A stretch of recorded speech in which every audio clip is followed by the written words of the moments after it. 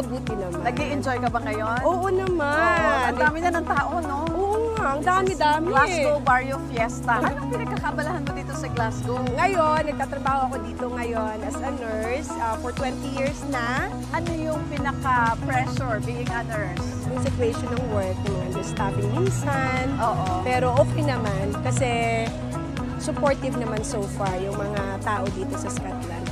Respected, no? Ang mga Very Pilipino respected rito. ang mga nurses dito. I heard gumamit ka ng MX3 capsule for so long. Gaano na ka ba katagal na you are taking MX3 capsule? Uy, ang tagal na talaga. Kahit sa Pilipinas pa ako, gumagamit na ako ng MX3. Matanong ko, bakit MX3? Kasi dito sa Glasgow, Europe, ang dami ng mga food supplements. Kasi ang MX3, nare-relax ako. Yung maganda ang feeling sa katawan. Super, believe ako sa MX3. Wow, talaga ha? Kaya loyal ako dyan. Loyal ka talaga. So, marirecommend mo ba siya with fellow nurses? Yes, of course. Maraming mga nurses gumagamit din ng MX3. MX3, dito ko bilib.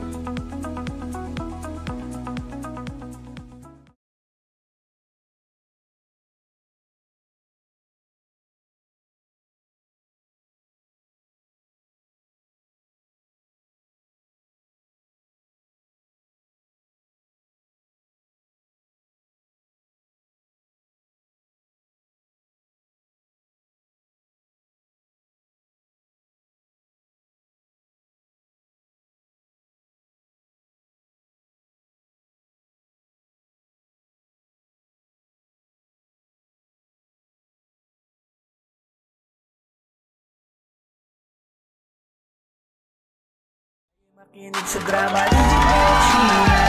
Pag-usapan ang problema ng pamilya. Pwedeng mag-jowa, pwedeng mag-asawa. Malungkot, masaya, ganito ka. Nagtamayan ka namin, sabihin mo sa amin. Kami na ang bahala, pag-usapan yan natin. Masusolusyonan natin problema mo. Kaya sabihin mo sa amin ang lahat, ano ang drama mo.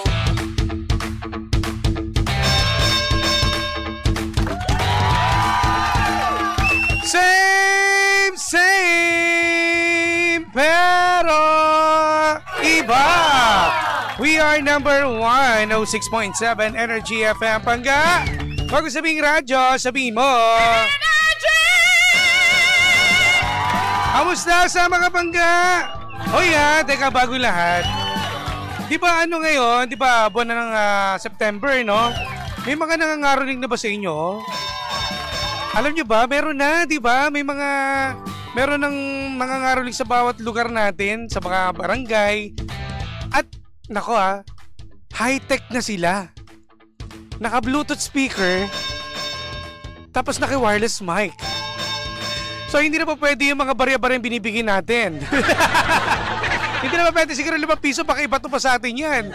Mas mahal pa yung kanilang yung equipment di ba? Tapos napansin nyo, napaka-high-tech na talaga kasi yung ibang mga singer, yung mga nangangaroling, meron ng kinakabit silang sound card. O bongga, di ba? Ang bongga ng ganon, kaya marami mga Pangga natin na hindi natin alam kung pasok pa ba yung 5 pisong pagbibigay natin, 10 piso na barya sa mga nangangaroling ngayon. Magkano na ba dapat ang ating ibigay? Sige nga, gusto ko malaman. Magkano na ba dapat ang kailangan nating ibigay sa mga nangangaroling? O ibabase ba natin to sa mga, halimbawa kapag mga chikiting lang na may mga tambol, may mga, di ba yung mga tansya na kinakalog-kalog, ay, doon pwede pa yung barya. Pero hindi na kasi alos lahat, no? Napaka-creative ng mga tao, no? Ng mga Pangga natin. Kaya binigyan ko na lang sila ng 50. O pwede na yun, di ba? 50, di ba? At nako, ewan ko to si Mako. Mako, ikaw ba, may mga nangangaroling na ba sa lugar ninyo? Sige, taga. May mga nangangaroling na ba sa inyo? Ayan. Actually, hindi ko pa alam. Hindi pa ako nakaka-uwi ulit sa amin. Ay, oo nga pala kasi nga, si Mako pala, mga Pangga, ito ang aming segment producer. Di ba? Wow! Di ba? marami itong hinawakan ang Baknitas at ang Believable Stories. Yes. So wala. Sa bagay kasi nandito siya ngayon sa Manila. Nasa Ortigas ka, di ba? Yes. Uy, baka hanapin ako dyan, ha? Pero pansin mo, kasi nasabi ko kanina, may mga nangangaraling na ngayon na high-tech na. Ay, we. Imagine mo, may mga sound card na, tapos Bluetooth speaker, wireless mic, na hindi mo na pa pwedeng bare-bare na bibigay mo lang basta-basta na ito po, patawad mo na, ito muna yung bibigay. Oo, full-on production na yun eh. Diba? Tapos hindi lang yan, maganda pa yung boses. Totoo. Actually, naalala ko nung kabataan. Kabataan, sige. Oo, namatanda na ako sa'yo. Sige, okay. Hindi, nung maliit pa ako, talagang may mga magbibigay pa muna sa amin ng sobre. Tapos kung pwede sila mangaroling, ganyan. Tapos kinabukasan, doon sila talagang sayaw. Kung sayaw, kanta kung kanta. Well, pwede naman yung gano'n, no? Pwede naman, kumbaga, a day before, magbibigay na kagad sila ng sobre para alam nila na may pupunta sa inyo. Yung iba kasi, parang ambush, caroling eh. Ambush caroling. Ambush caroling ba tawag? Kasi talagang on the spot, pupunta ka agad, kakanta, magugulat ka, may kumakanta na. Totoo. Diba? Pero in fairness nakakatuwa lang kasi lalo na ngayon sumasabay na ngayon yung mga kabataan, na sa technology natin, may mga ganito na, may mga Bluetooth speaker. Kumbaga parang dahil masyado na nag-evolve yung technology, gamit na gamit talaga yung technology. Totoo. Actually sa amin sa Cavite, pag Pasko kasi, meron kaming parang Bangenge Festival. Ano Bangenge? Lasingan gano'n? Hindi. Kasi Bangenge yun. Bangenge yung paper mache, parang sa Rizal, yung Moriones. Iba yung salitahan namin kanto sa Marikina kasi pag Bangenge, lasing. Warat yung warat eh. Sa amin, parang gagawa yung mga students o kaya yung mga barangay ng Bangenge, parang paper mache na mga characters, ganyan, mga cartoon. Tapos ayun yung ginagamit nila pang ngaroling. So suot-suot nung isang taon siguro paus na sa loob. Ganyan. Pero effort ng datingan yan. Effort. Pagandahan din kasi ng Bangenge. Yung pala yun. So sa amin pag napunta ka sa Marikina, daming Bangenge dyan. Baka mamaya mapatagay ka pa. Pero ngayon pong programa natin, itong Believable Stories, no? Alamin natin, Mako, kung sino ang bibida ngayong Friday. Pwede kayong tumawag at magkwento ng inyong Believable Stories at tumawag kayo sa ating hotline number, ang ating PLDT number 8721-2429, ang ating Globe number 7001-7949. O pwede naman online kung meron kayong Facebook. Yes. I-message tayo sa ating Facebook page na sa ating Energy FM 106.7. Ayan. So alamin natin, hintayin namin yung tawag nyo kapag Globe kayo. Pwedeng Globe number 7001-7949. Yes. So alamin natin kung may caller na tayo. At May tumawag caller na kayo. na ba? Natin? Mamaya, sasenyosa naman tayo. Pero meron na pala. Okay. Meron na. Sige. Ano natin? Hello po. Hi, hello po. Magandang hapon. Magandang hapon po. Ano pangalan? My name is Vin Santos from Sampaloc, Manila po. Okay, Vin. Kamusta ko muna? Kamustahin muna natin siya. Oo nga. Kamusta ang araw mo, Sir ka? Vin? As of now, okay naman po. Masaya naman. Ganyan ka kasaya, ha? Parang full of energy. May mga tao kasi na kumbaga tayo, buwabase tayo sa boses eh. Oo. So, syempre, iba yung way niya kung paano maging masaya, no? Oo. Baka sa kanya masaya na talaga siya dyan. Ganito na. Tapos, ngayon, anong pinagkakabala mo sa buhay, Vin? Nagtatrabaho po ako bilang driver sa isang electrical company. Okay. Yes po. So, syempre, itong ating programang Believable Stories, Vin at Mako, kwento mo naman kami, ano bang Believable Stories mo ngayon? Ano ba yung nakakabilib sa'yo ngayon? Sige, pakinggan natin. So, ayun nga po, bata pa lang ako, mahilig na po ako sa mga stray cats, sa yung mga hayop? Mga hayop na hindi na masyadong nabibigyan ng attention. Sa kasalsangan, okay. Yes po. Mahilig po akong tumulong. Minsan po, bata pa lang po kapag may natitira po sa baon ko na nag-aaral pa ako, is binibili ko po siya ng mga pagkain or bumibili ako sa karinderya, tapos pinagsasama-sama ko po. Tapos saka po ako naghahanap ng mga stray cats or dogs na pwede pong pakainin sa langsangan po. Bakit mo naisipan na gawin yan? May nagturo ba sa'yo? Pet lover ka ba? Ganon. At anong klaseng hayop to? Yung hindi, kadalasan nakikita, di ba? Iba-iba naman eh. Anong hayop to? Hindi tao, ha? Okay. Sige. Sorry. yung mga aso at pusa po, ayun nga po, yung mga hindi masyadong napapansin kasi madalas po pag sinabing stray cats or dogs, pinapabayaan lang, gano'n. Minsan tinataboy pa, gano'n. Kaya nung time po na yon na tingin ko, kaya ko naman kasi may sumusobra naman sa baon ko. Yun po yung parang way ko ng pag-give love sa mga nasa lansangan po ng mga. Minsan po sa ano din, sa mga tao din po, ganun. Kapag... klaro mo lang. Mga hayop na tao, as in tao. Kasi di ba, kasi hayop pinag-uusapan natin. Pinagsama mo lang. Kasi baka doon tayo tumawid eh. So ano to, yung mga street children o yung mga nasa lansangan din, Opo, yung mga nasa lansangan po, tumitira, ganun. Mga wala makain, wala matirhan, ganun. Tinutulungan ko rin po sila minsan. Like, kahit ngayon po, na nag-work na ako, kapag meron po akong spare, nagbibigay po ako minsan sa mga hayop at saka sa mga tao na nakatira sa lansangan na nakikita ko. Pero sa tahanan ninyo, sa bahay ninyo, may mga alaga kang mga hayop din? Yes, meron din po. Meron po kaming dalawang aso na yung galing din po sa galing din po sa streets po. Opo. Tsaka isang pusa. Alam mo kasi ang hirap din ng ganyan na tumulong kasi syempre isang kukuha ng budget. Totoo. Ano ba to? Humingi ka ba ng solicit sa mga contractor? Ay, hindi. Iba yun. Sorry. O kaya baka pinag-iipunan niya rin, di ba? Yes po, ganun po. Yung iba po, yung pag may natitira po sa pera ko or minsan, ayun nga po, yung mga naiipon ko po is nilalaan ko po doon. Ganun. Iniipon ko po siya para ipangbili ng mga pagkain na pwedeng ipamigay po. Wow. Ayun po. Actually, maganda talaga yun kasi sa sobrang dami ng mga hayop o kaya mga pets na talaga kasi marami kasing ganyan mga tao parang kapag hindi na nila kaya, papakawalan nila sa kalsada. So, doon tuloy sila doon sila dumadami, doon sila syempre naghahanap na rin ng pagkain. So, sobra talagang nakakabilib yung ginagawa ni Vin. At hindi lang din yan meron dito sa nung kami Vin at Mako sa Ortigas, sa Strata, before, nandun yung office natin, may nakita naman ako, ibang lahi na nagpapakain ng mga pusa rin doon sa lansangan. Doon malapit sa Strata. Talagang binibigyan niya talaga kasi, alam mo, nakakabilib yung ganun nga, na, wow may mga ganito palang binibigyan ng kumbaga ng time yung mga gantong nasa lansangan ng mga hayop. Talagang ilang beses ko nakikita na nagpupunta siya lagi doon. Ganun time. So talagang meron talaga siyang naging routine na talaga routine yung pagpapakain. Okay.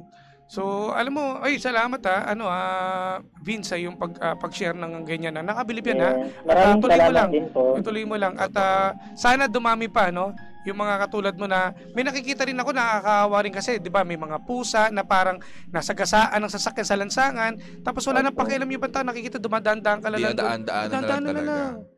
At may mga pinapabayaan na lang. Alam mo, isa si Papa Jackson. Yan, talagang pet lover yan Marami talaga rin siya mga natutulungan din sa lansangan na nakikita rin. Okay. Actually, may tanong ako kay Sir Vin. Sige. Meron ka bang mga mga kasama or mga kaibigan na tumutulong? Grupo. Oo, may circle ka ba na tumutulong din?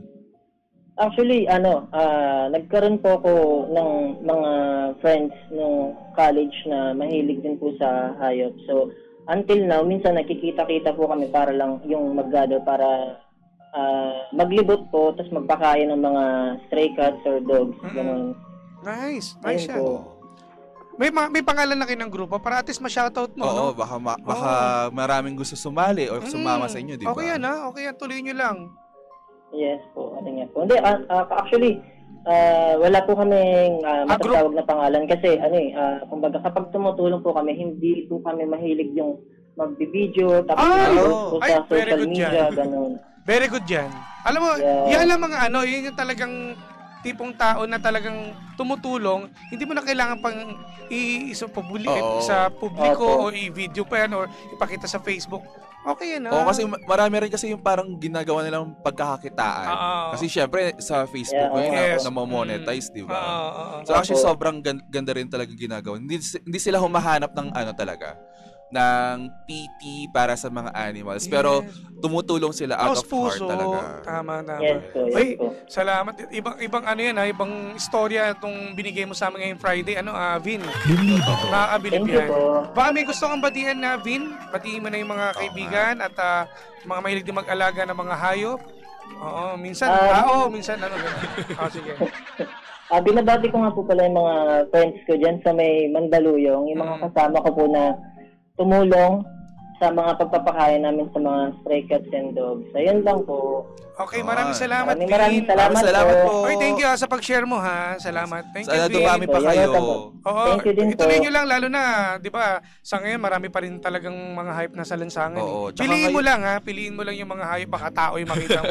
Kaya. Sige, salamat, Vin. Salamat sa pagtawag. Thank you po. Thank you. Grabe ha, isang nakakabilib na istorya yan ha. Believable. Ikaw mahilig ka ba sa pussy? Ay! Cat? Pussy cat. Pussy cat. Oo. Ayan. Actually, ano rin ako, mahilig ako sa hayop din. So, actually, yung mga pets ko ngayon sa bahay, stray cats din sila. Wow. So, in-adopt ko rin sila from sa mga taong nagbibigay rin ng cats. O kaya talaga meron kasi mga pusa malapit sa bahay. So, ayun, madalas sa loob na sila ng bahay lang, ganyan. Pinapakain-pakain Tsaka namin. laki din ang tulong nila, ha? Lalo kapag pusa. O, di ba? Oo. Wala kayong mga daga sa bahay ninyo. Oo, lagi sila yung guard. Oo, totoo. Tsaka kung may mga aso ka, yan ang mga magsisilbing bantay talaga ng ating tahanan. Grabe, no? Tsaka Mm. kasi yung mga previous stories natin, nakakabilib kasi sa tao. Sa tao nila binibigay yung kindness nila. Pero ngayon meron tayong sa hayop Oo nga, naman. mo, nakakatuwa tong programang ito, ha? Everyday, iba-iba na. Iba-iba yung mga Iba-iba na. storya. Kasi nung mga nakaraang yung mga previous natin, like yung mga driver natin na tumulong, yung mga rider, yung mga delivery rider, lahat. Tapos ngayon, Para sa mga hayop. mga hayop. Para sa mga hayop, kaya mga hayop, mag-alaga tayo, ha? Yes. At mahalin natin. Sa Mahalin mga natin pet yung lover mga- dyan, ako marami natuwa sa atin ngayon malamang. Totoo. Salamat, Maku, ha? Yes, maraming Maku, baka salamat.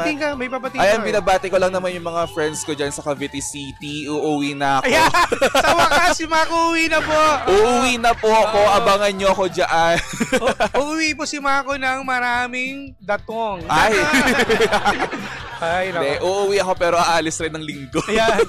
Kapag at least nakapagpahinga at nakita mo yung family mo. Oo, di ba? Good job. At syempre, ito muna, bago lahat, batiin ko na muna ito, Maku, yung mga tropang Saints ko, Maris, na sila Jeff Gonzalez, sila Jasper Cruz, si Herbert Francisco, Ogie Bagania, si Peter Azareno, si Baby San Juan, aka Bembol, ayan, mga pangalan ha. Bembol. Si Bembol, at si Dennis Wenceslao, at si Fernan de la Cruz, Jaime Tobias, Guido Gaston, si Tony Pagunuran, Naner Asyong, Antoniap, si Nigel Batala, Edmond Pascua, Romel de la Cruz, Arlan de la Cruz, Yuri Rivera, Norman Baharo. Meron pang habol? Ayan, babatiin ko lang yung mga nanonood sa ating live, no? Yeah. Sina Marilu, tsaka si Marlene. Yes, sobrang kanina pa sila nanonood actually. Salamat. At pahabol na rin yung mga driver naman natin ng Drum Up Logistics, Honest, and Trust Delivery. Happy listening po sa lahat ng staff na si Tina, Lawrence, si Julie, Eliza, si Lizelle, si Mitch, si Nelson, si Sir June, si Boss PD, and Ma'am Ellie. Ayan, pasabi na rin sa mga tropa rin natin na si Rowie, Romy, Nihil, Boyet, Patricio, Harry, Robert, and Ricky. Pati na rin yung checker doon nila si Jay, Rogelio, June, Joel, Edison, Louie, Joselito, Mark from Boss Ayi. Ayan, grabe. Yes, Dami mga hello sa inyong lahat, nanood no? sa atin, ha. Salamat sa inyo. At syempre, huwag kayong mahiya, no, sa mga panggapo natin na gusto pong mag-share po ng kanilang Tama. believable stories. Believable. Bukas po ang aming stasyon ng ating programa. Pwede kayo mag-message po sa ating official Facebook page na Energy FM 106.7. Wala. Bako, 106 yun. Segment producer ka namin, ha? Delikado. Pero syempre sa ating hotline din natin, ang PLDT number 8721-2429 at sa Globe 700179949 or sa Facebook page ng Yes. Energy FM. Salamat, Maku! Maraming Muli po, salamat. Ito po ang programang Believable Stories. Magbabalik pa tayo mga pangga, ha? At syempre dito pa rin sa same pero iba! We are 106.7 Energy FM. Pangga mo sabing radyo. Sabihin mo. Jimshi. Jimshi.